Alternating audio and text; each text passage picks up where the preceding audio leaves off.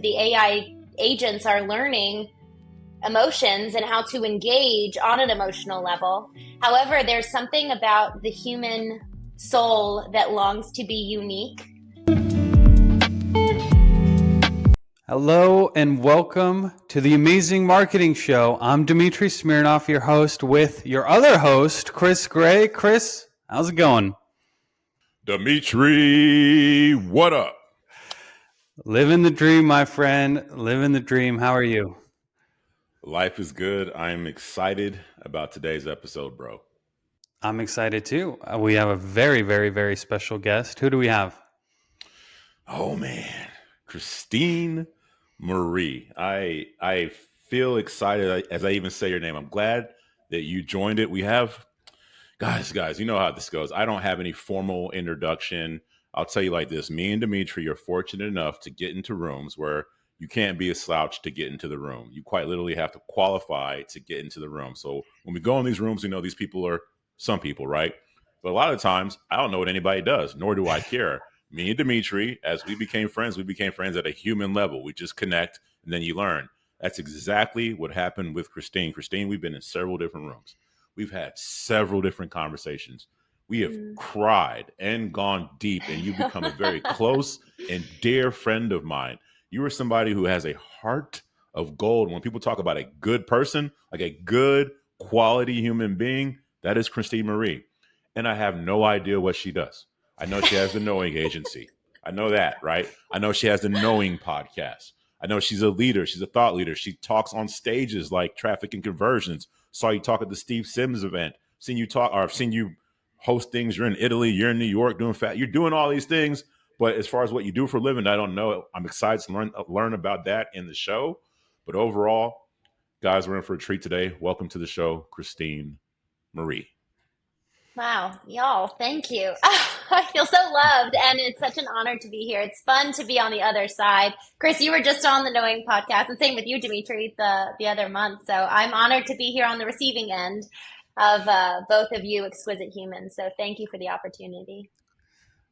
Yeah, and I think I can speak for both of us. We really enjoyed that experience with you on your podcast, the Knowing podcast, and we're going to have those links below, and definitely check those out. You've had some amazing guests on there as well. And of course, the production quality is really we're a little bit jealous of that. So you definitely got it going on there with the podcast. Thank you. But more importantly than that, and we're going to get into finding out really more details about you and your work and everything like that. But some of the things that you get into in the podcast, we like to get into that too. So like mindset, personal growth, grief, sometimes losses. Wins, of course, but all of that, we're going to get into it. But give us a little introduction about you.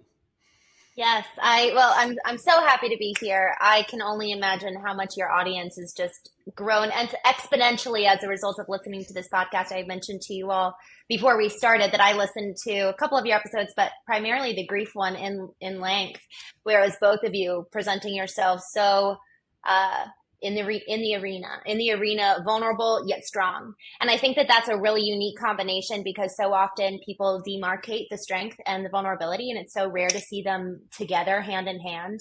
And I really appreciate the environment you all have set forth for those things to be discussed in that way. So thank you just at the outset. But in terms of who I am, I guess that's kind of a good little segue. I actually had to learn the hard way that vulnerability and strength can go hand in hand. And that was something that has actually transformed the way I do business. That's something that this whole concept of the man in the arena is something that I had to learn the hard way because sometimes you just kind of get thrown into the arena. I think the ideal is that we curate our own arena, go to play and actually practice there for when we get thrown in because of life's extenuating circumstances that we don't see coming. But I do believe it's possible to curate our own arena, to go out and practice and get knocked down with intention so that we can learn how to get back up. But that whole concept lends to the name of my agency, the Knowing Agency, and it's predicated on this concept of emotional intelligence. and knowing the brand, knowing ourselves at such an internal and in-depth level so that we proceed with an authenticity and we're strong and vulnerable at the same time, leading from within as a brand, whether that's a corporate brand or a personal brand. And the way that that translates into business is that emotional intelligence has kind of a dual definition to it. The first part is the ability to be aware of, express, and control one's own emotions, and then the ability to handle interpersonal relationships empathetically and judiciously with wisdom. And so a strong brand is both the knowing of themselves and the knowing of their audience, and then the platform upon which the audience and the brand meets is where marketing comes into play. And so obviously there's a whole different, there's copious amounts of modalities in which brands and their audience can meet based on who the brand is, who the audience is. But really this concept of emotional intelligence is one that we often don't talk about. We focus so much on the IQ, not the EQ. And so my pursuit is to bring EQ back into the conversation, especially in the world of AI. You've almost got EQ, IQ, and AI.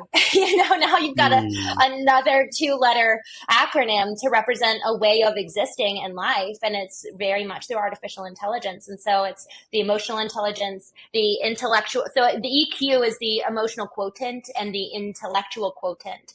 And so you could say the artificial quotient in a sense. So really it's about bringing the human element into conversation, into marketing, and into the human being themselves, because I would argue that so many people actually lack their own human innateness because they don't understand the combination of vulnerability and strength. Chris, let me jump in with a question, because this is actually something I wanted to ask. I wanted really, like, okay, whatever. No prep to that question. What does it mean to be human in the age of AI? I have been talking to so many people about this. I love this question. I actually asked someone the other day because I wanted to see what they thought. What separates a human from AI? Like, what is it to be human? And I've really been wrestling with this concept because I actually believe that the AI agents are learning emotions and how to engage on an emotional level. However, there's something about the human soul that longs to be unique and longs to be different. And there's something about it that longs at the same time for connection. And that human desire for connection, I actually believe, is the very thing that demarcates us from anything else. Obviously it's the emotional urging and desire, even though AI can learn emotions. Like, people are literally dating with their AI agent, which is weird. And like, you've seen that movie, Her. Yeah. I know people are like literally getting married to bots because they're feeling an emotional connection. But I think that that's the desire, the human desire, the ability to want, to need, to feel is so respective to each one of us based on our own experience. And I think that at the end of the day, the ability to experience in a soul, spirit, and physical manner is ultimately what differentiates us from the technology which we're experiencing, that is incredibly powerful and that we barely have an idea that it will become. Like, we're just scratching the surface and it's going to blow all of us away. I know it's going to do that. Christene, when you were talking about what you do with brands, all right, so EQ, right? How do I explain this one? I'm reading a book called Insanely Simple, and it's about the marketing guy for Apple in its heyday.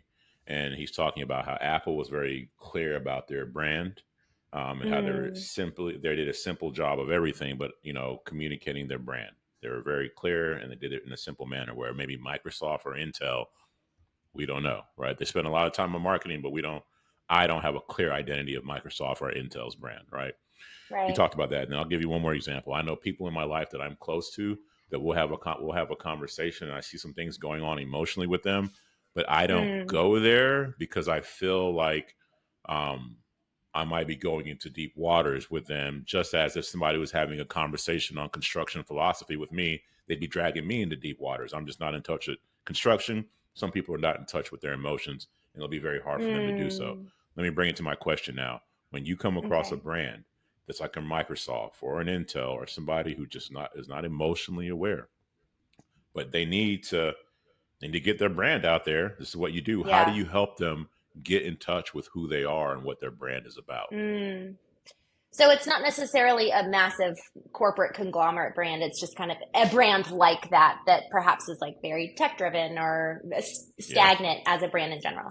Um, it's a really, really good question. And frankly, I have to do a little bit of vetting on my own. Are they even willing, to your point, to go Mm, there, to go to the trenches? Because one of the things that I've experienced on a personal level is I have to be willing to see the truth about myself in order to Mm. change and thus grow on a personal level. And that 100% impacts on the professional level as well. Are you willing to see the truth about where you're weak and where perhaps you're failing, and likewise the opportunity for growth?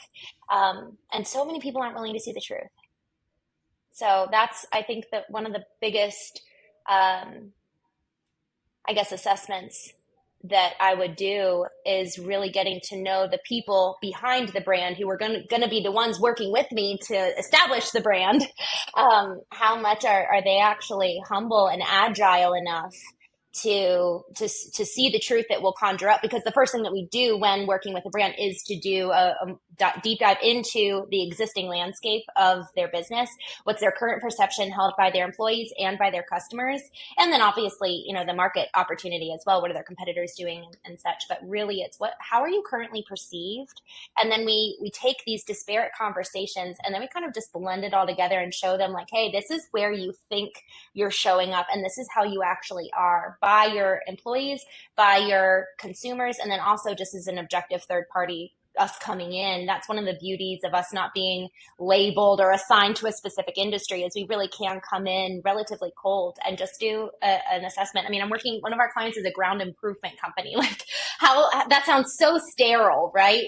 They prepare the soil conditions before a building is created. Mm. Yet there's a lot of opportunity for emotional connection, because it's so much the humans interacting with each other that can make or break this project. It is so important that the general contractors hiring the sub feel like their values are heard and seen, and that they will actually meet with them on a value to value level. But so many times we're not willing to see the truth. It seems. I mean, I'm trying to put myself in the shoes of one of these small businesses that has to go and see the truth and find out where they're weak, and Mm, it's like the most vulnerable position to put yourself in, and it's like you have to do it yes. if you want to grow. I mean, how do you reconcile that especially in a world with egos and we're the best and we're doing it Mm, right? We've been doing it this way for 30 years, but I mean, how do you break down the walls? what a good question. Well, then it's my job to develop a personal connection with them, you know, Your to marketing. earn their trust. Yeah, exactly. And I think we were talking about this a little bit beforehand. We're marketing in every single relationship. If we understand the finesse of how to be winsome with our partner, with our parents, with our children, with our customers, we will be able to take it. It's a skill set that's not.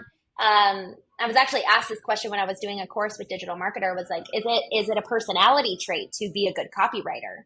And I Mm. really don't believe it is. I actually think it's a learned skill set that is emotional intelligence, and it's learning how to, honestly, one of the most easy ways to kind of access this and get kind of familiar with EQ in general is by way of asking questions and just becoming a good listener. And then there's a parroting back in terms of, like, am I actually hearing you right? So there's a listening, but then also a hearing. Hearing is truly understanding. Most people can sit and listen and be the ear, but Yeah. oftentimes we find that they're just waiting for their turn to speak rather than truly hearing, and thus parroting back, like, is this really what you're saying? Have I heard you right? Do I understand? Do I know what your heart and what you're trying to say right now? And so that's probably one of the easiest ways to kind of step into this experience of emotional intelligence, is by way of asking questions. And it's a sharpening your own emotional experience to balance this is what I'm experiencing right now, and this is what the other person is experiencing. So it's allowing for that second part of the definition is empathy, being able to go and sit with the other person in their experience. However, one of the biggest concerns when it comes to this is that there's kind of let's break it down into group A and group B. Group B can tend to be more so codependent in nature. And so they're actually really good and well trained to be empathetic and sit with the person in the experience. And thus they're much more apt when it comes to the second part of emotional intelligence, which is interacting with interpersonal relationships judiciously and empathetically. Whereas there's group A, where perhaps there's a little bit of a lesser empathetic drive, and they're very much so focused on themselves. So group B is very out of touch with their own needs and wants, and they're so focused on everybody else that they're operating isolated from self. And then group A is operating from this isolated from others and very aware of self. And so the goal is the integration of the two so that I can sit with you in your experience, yet I know very well and fully what my experience was of the same, let's say, whole, your part, my part, and then the whole itself. And so in cultivating that in relationships with customers. Most of that is kind of the empathy side, yet also bearing a very strong grounding and footing. And this is what I know to be true, even though you may have a different experience. I have a lot of data to prove that my way works, So it is like that kind of juxtaposition of, to your point, I think Seth Daly said this, allowing two conflicting truths to coexist. Yeah, what does it mean to be an adult? That was an amazing revelation by Seth Daly for me. You told me that, Dimitri, when we were chatting a couple months ago, and that was huge for me. So I loved it. Well, every local market, it seems like, I was going back to the point of this works, is that it seems like there's always one business, one in every industry that's getting most of the business. And it's like, are they really that much better at the service that they provide? Or are they just better at the EQ? What a good question. I think it would be very much so a broad stroke if I was to make a sweeping statement like that. But I really do. We were talking about Apple, right? That's a tech company. They have people camping out all night waiting for the next iPhone release because there's a community and a culture. You've got people who are haters of Galaxies and haters of other phone brands because they are diehard Apple brands. It's that green text that we've talked about. Chris insists that Apple's racist, right? Oh, no. Rude. Well, it's the green text that is Galaxy, right? Correct. Yeah, the non-iPhone people. Yeah, the non-iPhone. So if you're in an iPhone chat and then the green thing comes up, everybody starts attacking the green, and I'm like, racist. But anyways, go ahead. Sorry, Christine.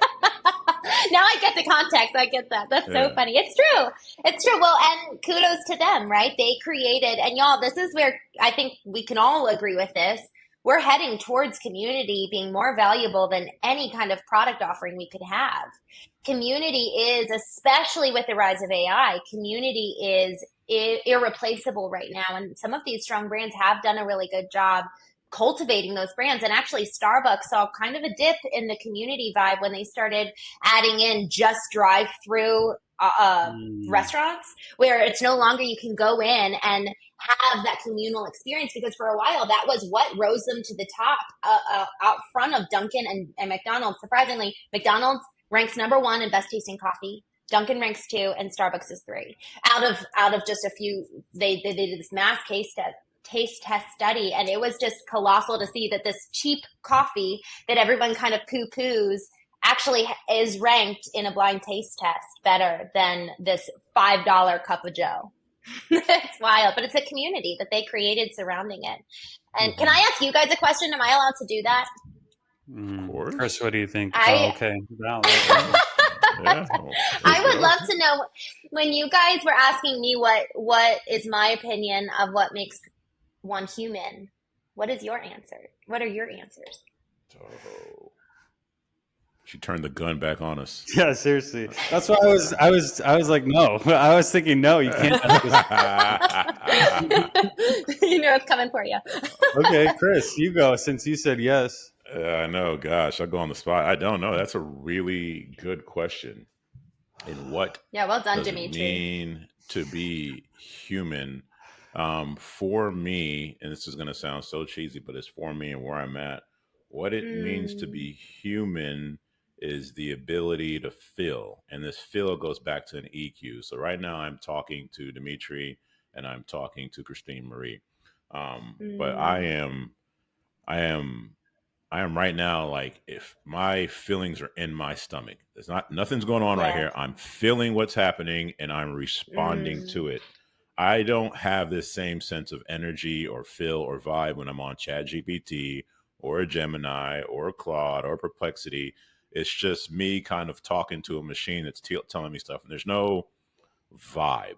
So I guess mm, my answer Mm. right now at this moment, what it means to be human, is to be able to vibe. mm. All right, all right. That's a good one. All right, I've got one. I've got an answer. I actually have been posting about this on Facebook, and I'm trying to work through this question. That's why I was so excited to ask you about it. It's like, what does it mean to be human in the age of AI? The latest thing I wrote was to be human is to be inefficient, and that's a good thing. And Yeah, that's a I good love thing. that. It makes yeah, means you're not a yeah, robot if you were perfect. yeah. Wow. So we'll take the scenic Mm. route. We'll put 35-inch mud tires on our mall crawlers, and we'll pay top dollar for tiny entrees at fancy restaurants.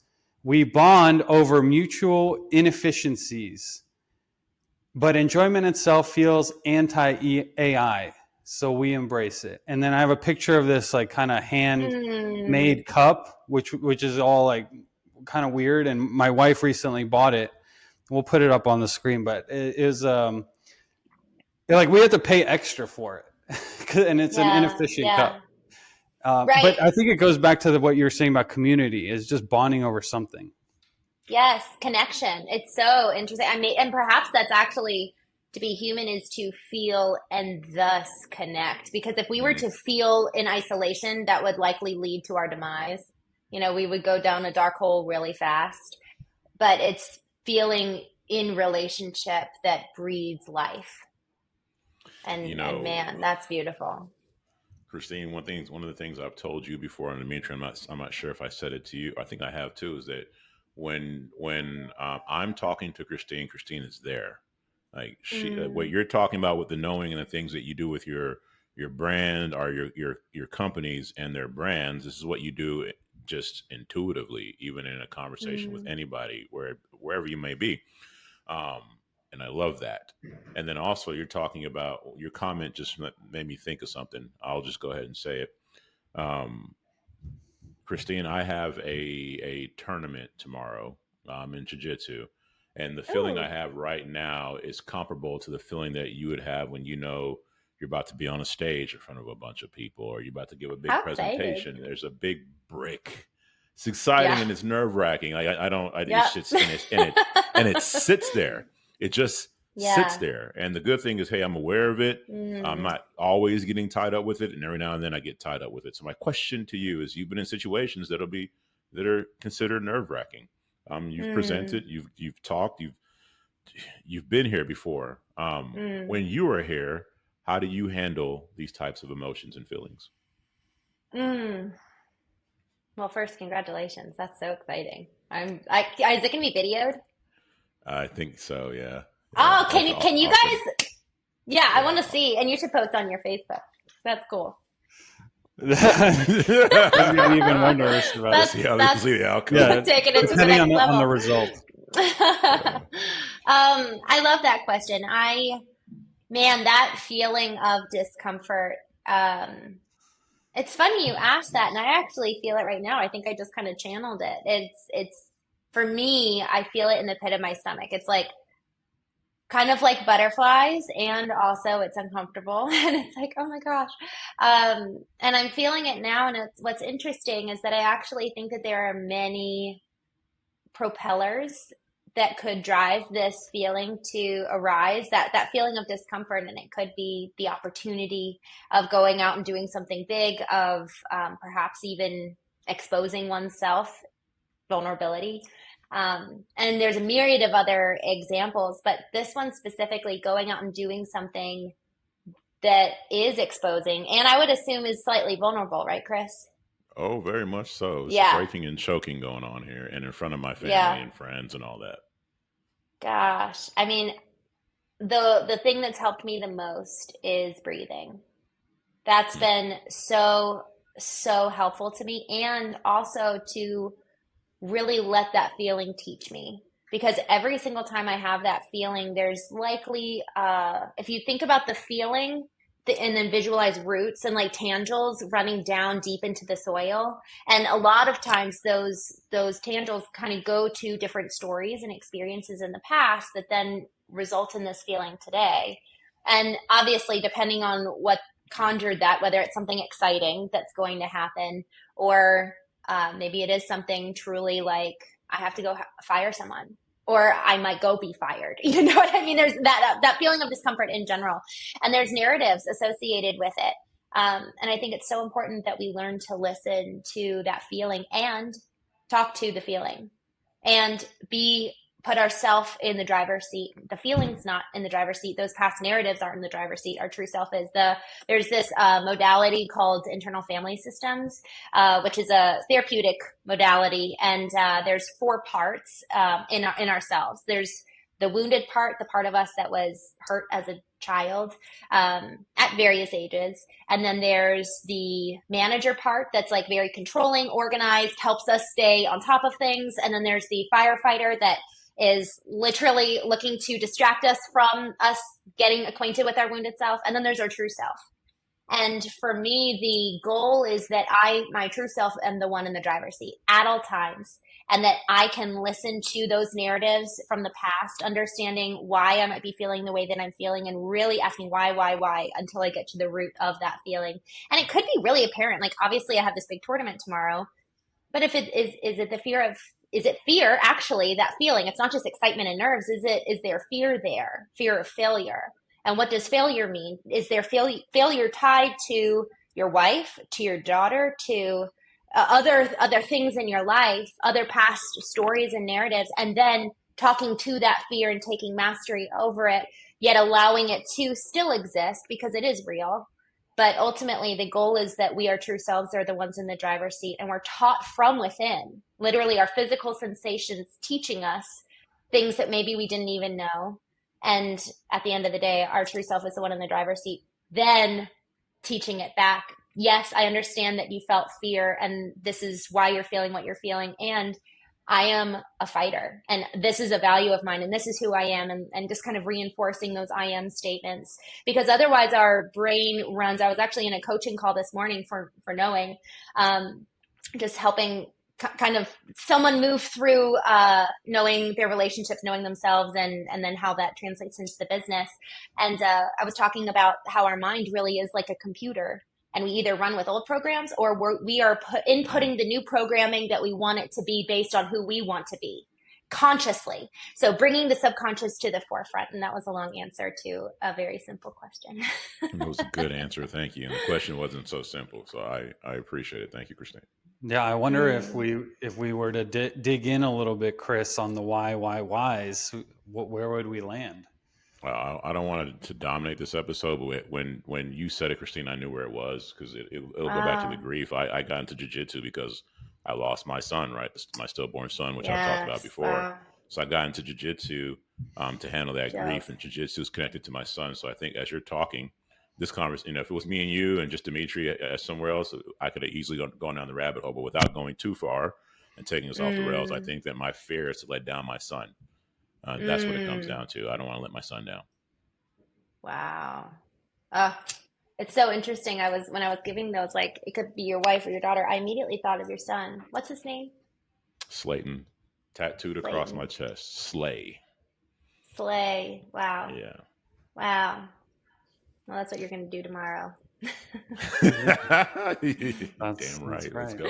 Let's go. Christine Marie, I want to turn a little bit to the podcast that you do and knowing, Mm-hmm. and Mm. you've had some incredible guests. I'm looking right now on one of my screens about all the different interviews you've had and the conversations that you've gotten into, and a lot of it seems to revolve around what you just kind of said. So it's all tied between your work and interpersonal stuff, rewiring the inner narrative, Yeah. and having that So what have you learned from your podcast that you could share with us? Mm, what a good question. My goodness. Oh, I love that.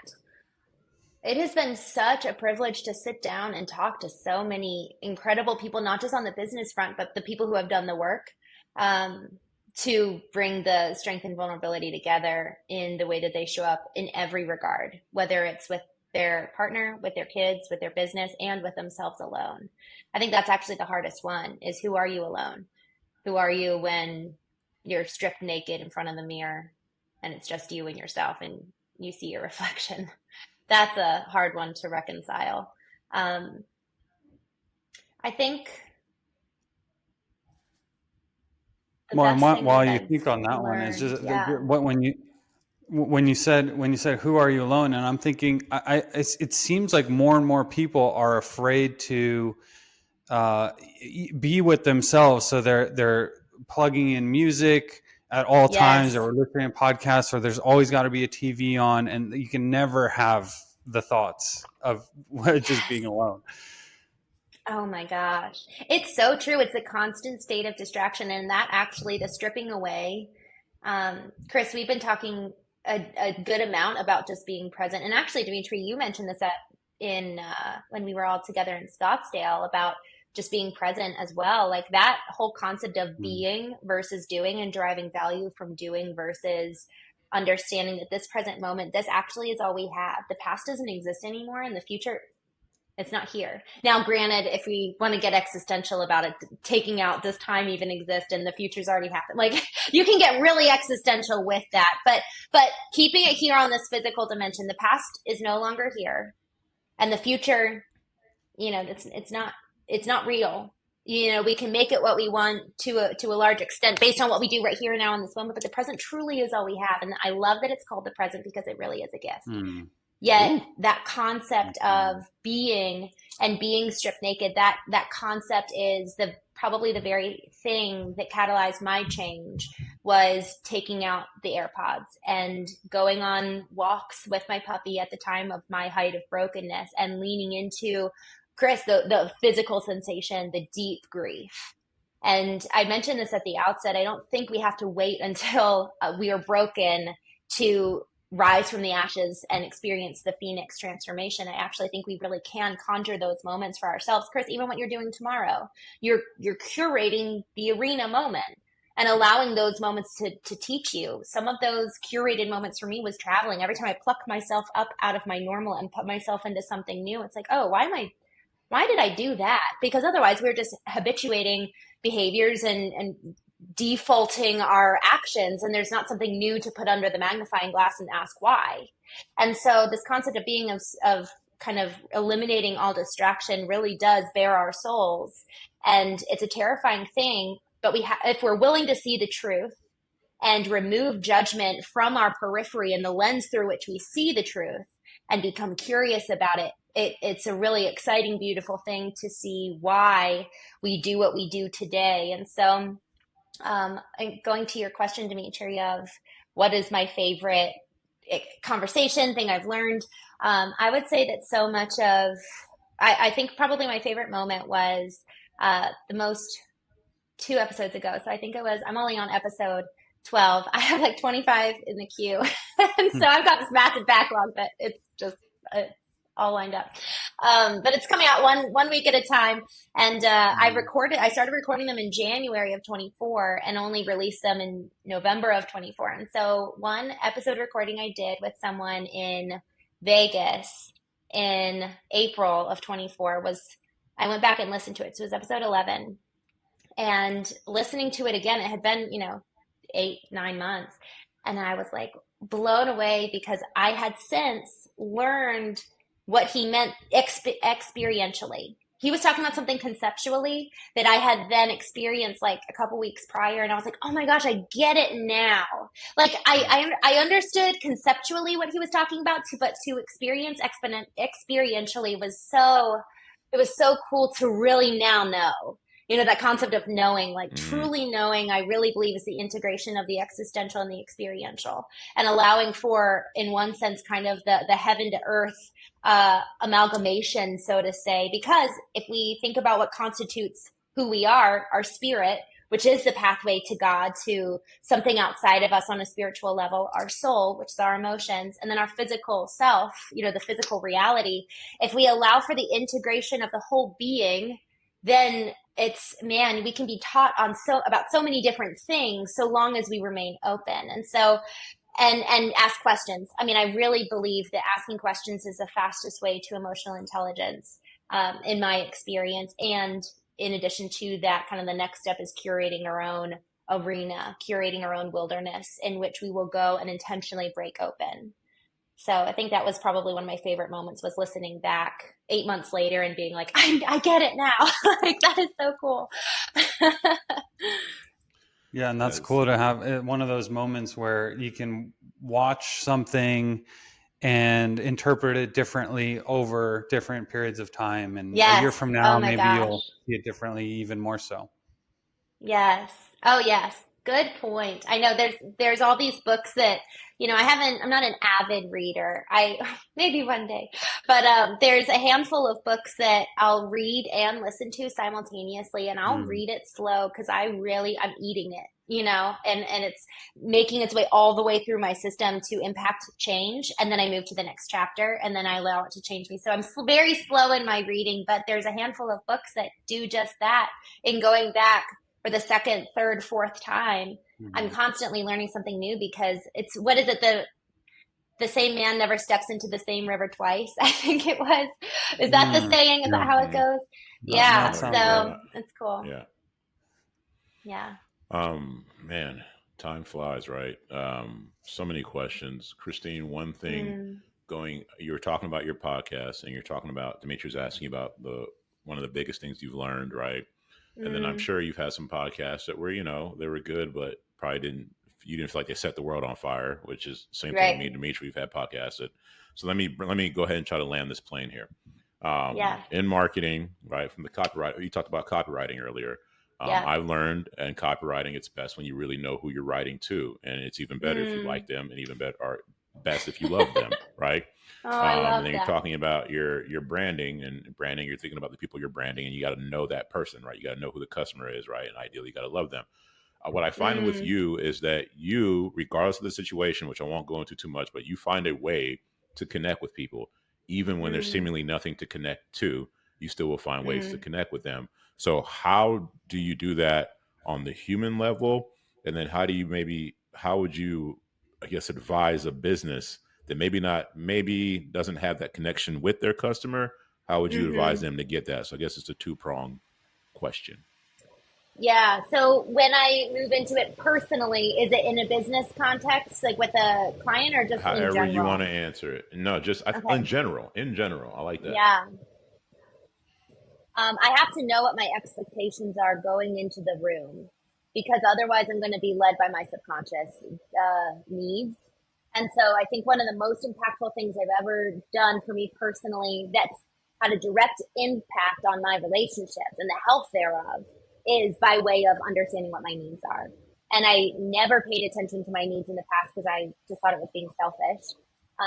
But otherwise, I'm showing up with unmet needs, un unaddressed expectations, and that is entirely unfair to the other person. And so, by way of me understanding my needs ahead of time, I can either one meet them, or I can express them, and then we can contend with, okay, how's that going to go? And that's obviously, that can be for intimate relationships. However, even in a friend context, I've found that I really cherish meaningful conversations where other people may not. Chris, to your point earlier, somebody who doesn't have that, emotional well from which to pull, it's actually work for them to have those meaningful conversations. I was talking to someone one time, I think it was like an Uber driver, and by the end of it, he was like, "I'm exhausted," and I was like, "Oh, sorry," like, I just drained this man of his lifeline because I wasn't being aware and I was meeting my own needs, and so it was really, I think that's been probably the most impactful practice, before engaging a room, before entering into a conversation is what are my needs right now? And then once I know them, then I can move into it. It doesn't mean I need to meet them right there, but it's just like, okay, put that on the shelf, got it. I now know the goal is that we know ourselves to then not be caught off guard. Because so often when rage comes up or anger or even just disappointment, it's usually because we didn't really know what was going on within. And so the goal is to shed light on my subconscious before engaging in relationships. And that way I really can hopefully shed light on them and cast a spotlight on them, because otherwise I will soak up attention and I'm trying to just meet a need by and through them when they never even promised to do that in the first place. So that's, I guess, the first answer to your question.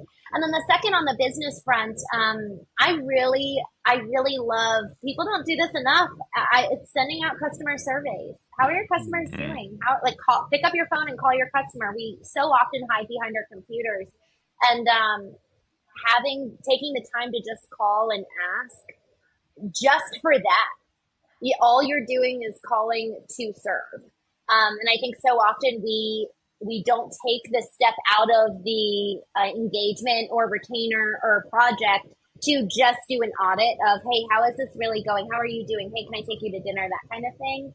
And so what we found so often in doing those customer surveys, so there's a couple different ways you can do it. A customer survey, the way that we do it and advise, because of the results that we've gotten, is that we execute a third party objective survey so that they're much more honest, because sometimes they don't want to tell the hard truth to the customer, or they're the customer and they don't want to tell the company so often the honest to God truth. And so we'll keep the who said what private, but we'll tell them, hey, did you know that actually your project managers are not doing as great of a job as you might have thought. And one of the biggest disconnections that we found, this was in a home service company.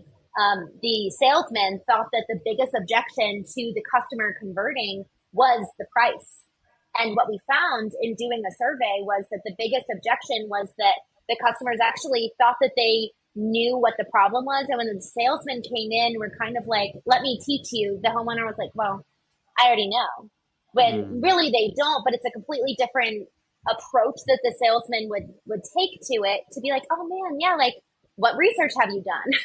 They're probably going and using AEO, answer engine optimization, ChatGPT, what's wrong with my house? And they come in thinking they know everything, when in reality they obviously are calling because they need help. Yet it's the understanding where the customer is coming from on an emotional level that is so important that we understand, so that we're not two ships passing in the night. And so these customer surveys really help us get a better feel of the customer's emotional experience when interacting with the company, so that they can better serve future customers. And also, I mean, gosh, it's much cheaper to retain your current list than to go out and look for cold leads. So that's a big thing in terms of engaging with your customers, just doing surveys and checking in on them. And I got a $150,000 client with a $25 gift one time. It's really, really easy when we start thinking about, what does my customer want and what do my leads want, and nurturing them on a human to human connection point. And a lot of times it's by way of gifting, focusing on the bottom of the funnel, and, engagement, and just asking. I love it. I've worked with a few sales teams before, and the question is always like, when can I get more leads? Yes. And it's like, what about the ones you have? I know. It's so true. Are you nurturing the ones you have? Like, seriously. It's so true. One of our biggest clients, they're a $75 million basement waterproofing foundation repair company, and they had 11% of sold projects cancel, and 22% of canceled appointments.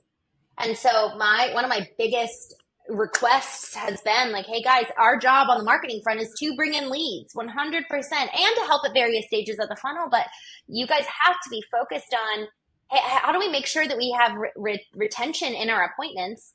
and God Mm, forbid retention in these sold jobs so that we don't have to pay back our customers. I mean, my gosh, that's talk about an expense, you know? So totally. I completely agree. I don't think that we do enough focusing at the, middle and bottom of funnel. And it's so hard for marketing teams to explain, I guess, to the customer, to their client who's working with customers, like, no, you don't need more leads. In fact, if we send you more leads, your revenue Yes. is probably going to go down overall because your Yes. sales team is going to be overwhelmed. They're just trying to get the first touch in and not following up with anyone. And that's happened Yes. before in the businesses I've worked with too. I'm sure you've seen it a lot. Yes, it's so true. We actually had an interesting experience in 2023. There was a massive drought in the Midwest. And so there was like hardly any rain, and one of our clients was very weather dependent for one of their services. And we decreased leads by 29% and grew the bottom line by 8.9%. It was insane. Like that was wild to see that they didn't need such a heavy lead flow because of the systems they were putting in on the back end and the time that they had to really take care of these customers, get to jobs quicker. They had a pipeline 8 to 12 weeks out for execution of services and production. And it's like, who wants to wait that long? And then it's okay, we're 2 3 weeks before we can even get to you for the appointment. Nobody wants to wait that long, so it really is Mm, the finessing of and I think that this God bless operations and the management side of things, how do we actually plan for the right amount of estimators with the right amount of production, with the right amount of call center. I mean, that's a game that I'm so happy I don't have to play because it is like a puzzle board. Do you guys have, with your employees, do you guys do all contractors?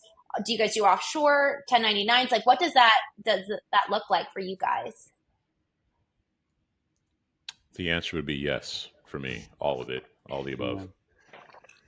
Yeah, and depending on the needs and the availability in the markets, if it's Yeah. overseas, typically it's contractors. In the United States, it's going to be an employee. But just Mm-hmm. speaking of connection, oftentimes if you have USA based clients, they kind of want to typically interact with USA based people on Yeah. your side, and so it just depends on what the task is. Mm-hmm. Mm-hmm. It's been really interesting in terms of keeping the pipeline full. Like for me personally, with our business, it's been really nice to have that mix.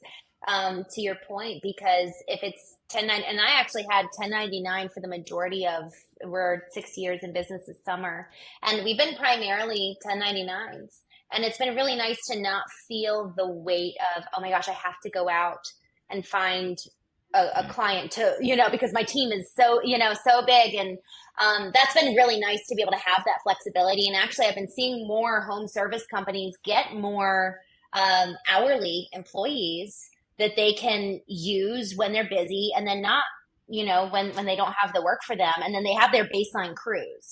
And then they don't have to because laying off people, that's the worst. But you go, especially for seasonality of small businesses, like you go through ebbs and flows. And if you're hiring to meet the demand during your busy season, what happens when just the flow of the lack of the season comes in, and you either build up new products that that's always an option. And frankly, I think that's a whole other conversation. What's the opportunity to incorporate more bottom of the funnel products for retainment and ongoing subscription as a service in these home services, Mhm. maintenance programs and just monthly check-ins, service checks, things like that. But yeah, I think so often we kind of limit ourselves by one structure or another when it comes to operating as a business. Dimitri, Well, Chris, if you have anything, a quick question where we can, and then I'll wrap it up, and so go ahead if you have anything. I don't. I want to learn more about Christine, so Yeah, the so ball is Chris. yours, sir.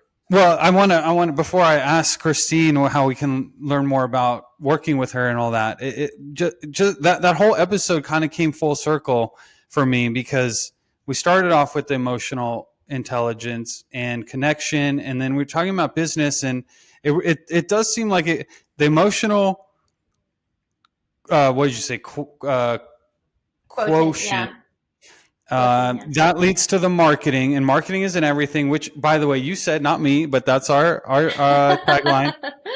That's going to get you more profit because you're actually connecting with people. It's not at least I believe, based on this conversation, I believe that it's not as much about the service as it is about the connection. And that goes to the relationships as well. It's all a relation, whether you're a soil company, whether you're a basement cleaner, it's still person to person work. Yes. And what you're doing, you're going and finding, you're talking to the customers. Thank gosh, because like we talked about the sales team, everyone makes fun of sales teams but you said, so make sure it's not two people passing the night.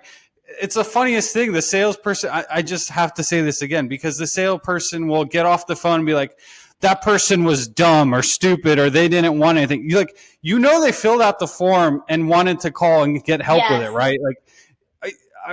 Yeah. So I think this is extremely valuable. I think if you have a business, especially now in the age of AI, and we talked about what it means to be human, you have to figure out what it is about your emotional side of your business. And so how do they get in contact with you, Christene Marie? Yeah, so if you go to theknowingagency.com, that's a sure way to find us, or just Christene. So you can probably see how my name's spelled. It's a little funny. Christene. I'm not Christine, I'm Christene. Marie.com, ChristeneMarie.com. Well, we'll make sure we have the link so there's no confusion. Great. Thank you. Yeah, and definitely listen to the Knowing podcast. There's 12 episodes out already. Amazing podcast. Chris and I both had the pleasure of being on there, and it's such a fun time and amazing podcast. And just as I expected, like, we're going to need to do about 6 more episodes with you at least. So many things to talk about. Yes. You mentioned the arena several times, and we didn't have time for your man in the arena yet, but next time we will for sure. I would love that. Guys, thank you. This has been so much fun, and I so appreciate your questions and who both of you are and the prowess you guys bring. So thank you. Thank you, all right. Christene. Bye.